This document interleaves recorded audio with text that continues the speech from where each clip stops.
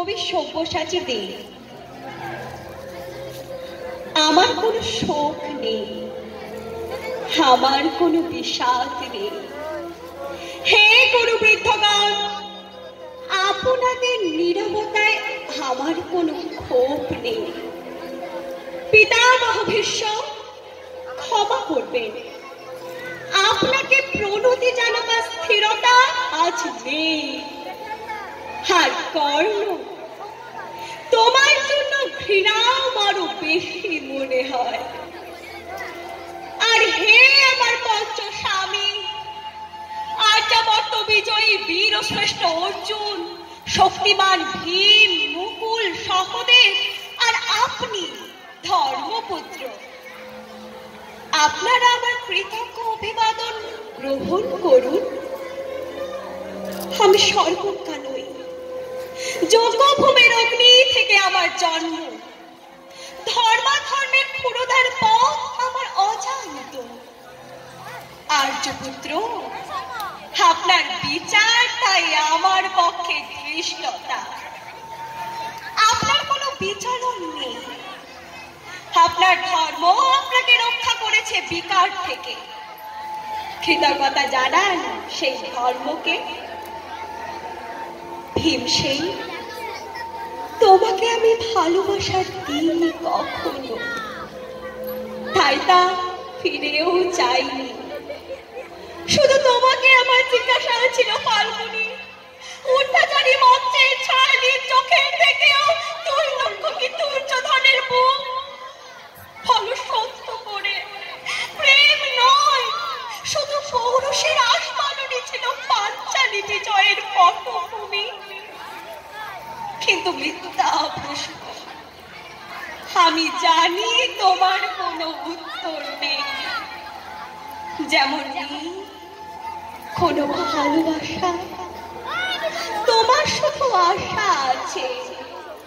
কৈশোর থেকেই তুমি জেনে এসেছো বীরভোগা পৃথিবী আর রূপমুগ্ধা নারী। জেনেছো একদিন ধাতরাষ্ট্রের হাত থেকে ছিনিয়ে নিতে হবে কৌরব উত্তরাধিকার। জেনে এসেছো যেখানে যা কিছু সর্বোত্তম, সেখানেই পৌঁছতে হবে তোমাকে। শুধু এই কুমারী লক্ষ্যের দিকেই তোমার দৃষ্টি ধনঞ্জয়, তাই অনায়াসে তুমি সরে যাও এক নারী থেকে অন্য নারীতে। তোমার পূর্বপুরুষেরা যেমন একদা এক তৃণপ্রান্তরকে নিঃশেষ করে চলে যেতেন বনান্তরে, এই দৌত সবাই দাঁড়িয়ে আমাকে জানতে হলো নারী শুধু কয়েক প্রহরের বিলাস সঙ্গিনী। মুনিময় হার, শত সহস্র তরুণী দাসী, দান্ত মাতঙ্গ, গন্ধর্ব প্রেরিত অশ্বযুত, আর আমি পাণ্ডুপুত্র বধূ। এক পংক্তিতে দাঁড়িয়ে আমরা সবাই অপেক্ষায়। পিতৃগৃহে যেমন দেখেছিলাম আহিরা দূর গ্রাম থেকে নিয়ে আসে তাদের পশরা, আর তার উপর বুকে চড়ে পড়ে লুব্ধ ক্রেতার দল আমাদের ব্যবহার করার জন্য, তেমনি উন্মুখ হয়ে আছে যারা আমার পতির আত্মীয়। আর আমাকে আমাদের বিড়িয়ে দিচ্ছেন যারা, তারা আমার পঞ্চ স্বামী। বিবাহের মঙ্গলসূত্র হাতে বেঁধে যারা একদিন আমার উপর নিয়ম শুদ্ধ করেছিলেন তাদের অধিকার। না, শুধু এই রত্নমণ্ডিত সভাকেই নয়, আরো আগে আমাকে জানতে হয়েছিল আমার কোনো বাসনা নেই। যেমন নেই কোনো নিজস্ব ইচ্ছা। অর্জুন, প্রথম দেখার মুহূর্তে আমার হৃদয় দিয়েছিলাম তোমাকে, অথচ আমার শরীরকে প্রথম আলিঙ্গন করলো ওই মহাভাব যার খ্যাতি ধর্মপুত্র বলে। ইন্দ্রপ্রস্থের সৌধসী করে যখন আত্মীয়পুত্র নববর্ষার জলধারা, যখন আমার কামনা ছুটে চাইতো তোমাকে, আমার অনুচ্চুক দেহকে তখন আকর্ষণ করতে অন্যকে, যে আমার স্বামী। বসন্ত রজনীতে কিংসুকে প্রমত্ত উল্লাস মুহূর্তে তোমার ব্যাকুল বাহু টেনে নিত আমাকে নয়, অন্য কোনো যুবতীকে। বারে বারে আমাকে সন্তানবতী করেছে পুরুষ, কিন্তু তারা প্রত্যেকেই আমার আকাঙ্ক্ষিত নয়। কোনো প্রার্থনা নেই আমার।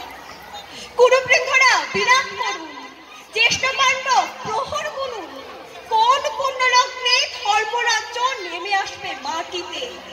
ভীম অনুগ্রহ করে স্তব্ধ হও। নকুল সহদেব বিচ্যুত হয়েও না অগ্রজের প্রতি অটল বিশ্বাসে। আর অর্জুন অন্তঃপুরে যায়, সেখানে তোমার জন্য স্নিগ্ধ শরীর সাজিয়ে রেখেছে কোন প্রিয়সী। শোক নয়, লজ্জা নয়, এই রাজকীয়ে দাঁড়িয়ে আমি জানলাম প্রেম নয়, শ্রদ্ধা নয়, অধিকার নয়, নারী শুধু প্রয়োজনে।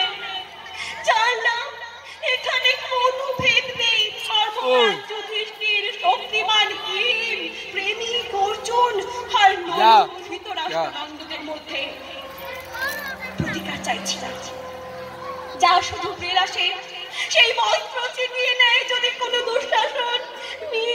আমি কাঁদছি না, চারপাশের ভাষণে টিকায় পশুদের উত্তাপ নাচের ভঙ্গি আমি দেখছি না। জানি না, আমাকে সহদেব সাহেব দৌড়িয়ে দিয়ে গেল। ফোনটা খুব দরকার, সহদেব সাহেব বসিয়ে দিয়ে গেল। অন্য কাউকে একটু বসিয়ে দিন, আমি দিয়ে দিচ্ছি। যজ্ঞের আগুন, দ্রৌপদী নই, নই পাঞ্চাল, নই ভরতমূল, আমি কৃষ্ণ। যজ্ঞাগ্নি সংহিতা। ভালো করে ধর। নমস্কার। অপূর্ব।